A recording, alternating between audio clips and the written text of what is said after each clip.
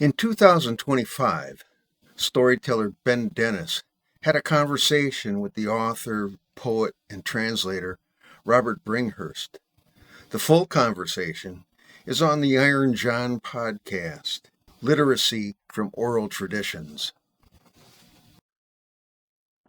So I've been doing this all my life. I've been studying native languages and initially listening to people tell stories and then finding the old stories, and mostly in the archives, because field linguists have been doing this work since the late 19th century in North America, taking down stories, writing them down phonetically from the dictation of oral poets, myth tellers, storytellers, and occasionally they got published, but then they just sat in the university library shelves, and often they didn't get published at all. They just sat in the archives in the Smithsonian or the American Philosophical Society in Philadelphia, or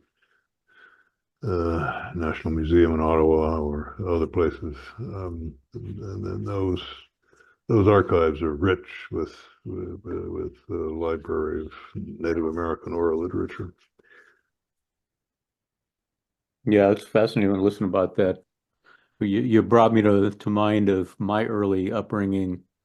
I wasn't taught to read quite the same way. I mean, I was taught when I went to school, but I was raised in part by my grandparents who would read to me every single night before. That's the way it's done. Yeah, that's great. So yeah, so I had the oral tradition fed to me from the time that I was 6 years old on, Right. and reading and listening to and being, everything from, Smokey the Cowhorse to Rudyard Kipling to, I didn't even know, but every night there was a story to be read, Grimm's fairy tales, all the rest of that. So there was a huge oral tradition per se in my upbringing.